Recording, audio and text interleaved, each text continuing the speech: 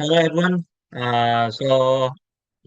Today we from Team PBL 210 SOC application will be presenting about our PBL project. The name is SOC application PT Ecogen Agrochemical Bottom Plant. So at first, let me introduce my team member. First is myself.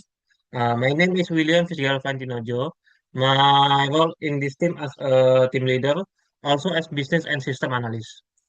Second is Muhammad Rafli Rizky Wahyudi, the role as the backend developer.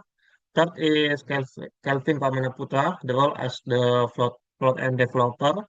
The fourth is Rivaldi Amara as a quality assurance. And the last is Akut Wibowo Christie as a database designer. Okay, first I will be explain about the general description about our application. So the SOC system is a web-based platform for tracking that connect three key entity. The first is the outsource vendor, employee, and the last is PT Ekogen Communicable Batam. The system is focused on the attendance tracking and check-in and check-out via GPS, allied with with the work schedule as well as the real-time overtime management in the field. Next is be explained by Kelvin. And next, I will explain about the actor in our project. It's e-outsourcing platform. And the first actor is outsource employee. The outsource employee can take the attendance, view schedule, and request overtime or time off via the mobile webs. And second is admin outsource. Admin outsource can manage work schedule for all employee under their supervision, can validate which is from approve or rejects the attendance. And third is the user department. The user department can validate, approve or rejects overtime records in their area. And fourth is HR Eco Green. The human resources can monitor the overall dashboard and generate monthly summary reports. And the last one is super admin or the IT of the Eco Green. They can manage user accounts and system master data, including department outsourcing companies and configurations. And the next, I will explain about the functional. The functional requirement is the first thing is employees can check in and checks out based on their location. The outsourced employee can view their work schedule. The employee can submit overtime requests. The employee may submit a request for leave or absent from work. And the employee may must upload supporting document if they are taking leave or are absent, which is not yet finished. And next is still employee can view their personal attendance record. And the functional admin outsource, they can manage data for outsourced staff. They can enter work schedule, can re-upload work schedule if an error occur, and can validate the attendance of outsourced staff. The next will be explained by Franz Rivaldi.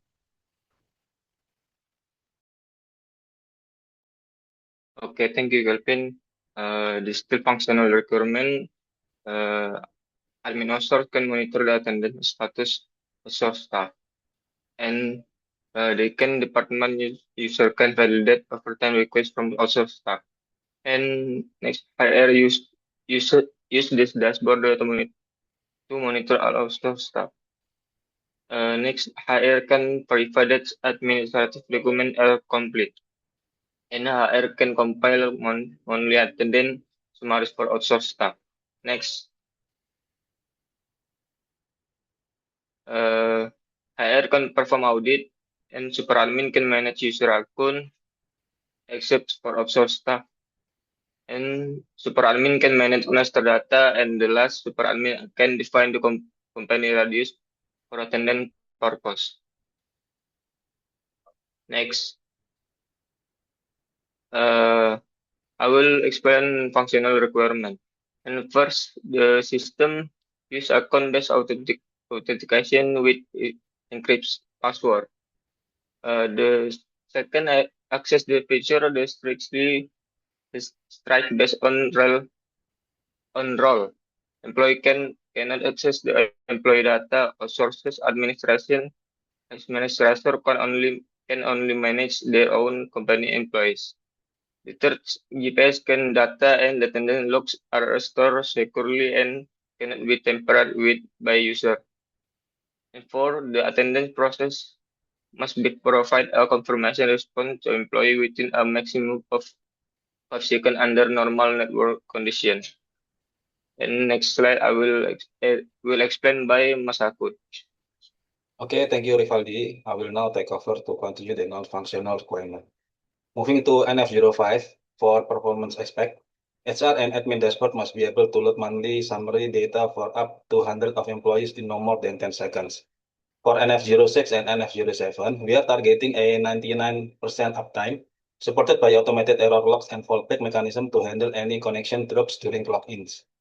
Next, for usability, NF08 and NF09 on the next page, we designed the simple three-step process in Bahasa Indonesia to cater all text level.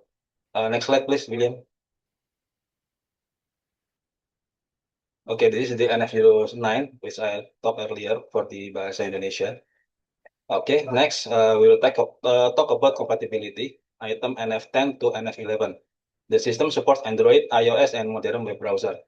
For the constraint item NF12, we strictly manage time in minutes, no payroll calculation. Next slide, William. For the last constraint, item NF13, GPS must be active for the system to accept record, otherwise, attendance will be rejected by system. That's all for non-functional requirement. I will pass over to Rafli to continue with the next section.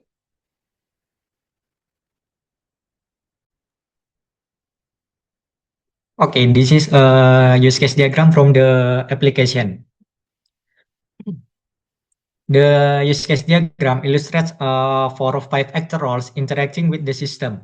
Outsourced employees perform GPS-based attendance and submit leave or overtime requests. The outsourced admin can manage employees' data and validates the attendance from the outsourced employees.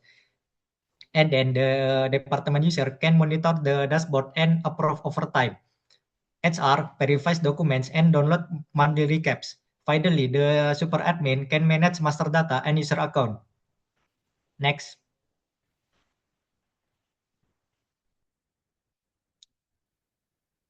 Okay, now let's look at how these actors are reflected in the database design. This is a ERD from the application. The ERD applies a table per type architecture. The central pengguna tables handle authentication for all roles, while role-specific data is stored in separate extension table, like karyawan, admin outsource profile, and user department profile. Key operational entities include absensi, jadwal kerja, pengajuan izin, and pengajuan lembur. And that's all, linked with strict foreign key constraint. Next slide.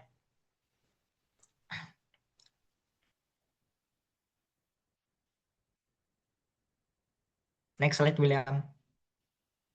Okay, going to the deeper here is how the schema is structured from the database.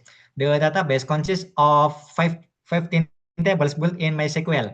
It includes performance indexes on frequently queried column, 3 database views for simplified reporting, and dedicated audit log table that records every critical actions, such as approvals, rejection, and updates, along with before and after data snapshot for full traceability. Okay, that's all from me. I will hand over by William. Okay, thank you, Rafi, for the explain. So in the documentation, so here are some photo documentation, the result of our discussion with our manager project about the team PBL. Yeah. So and yeah, okay, that's all for the presentation from our PBL team. We apologize for for maybe or for any error in the use of word and less of us. Thank you.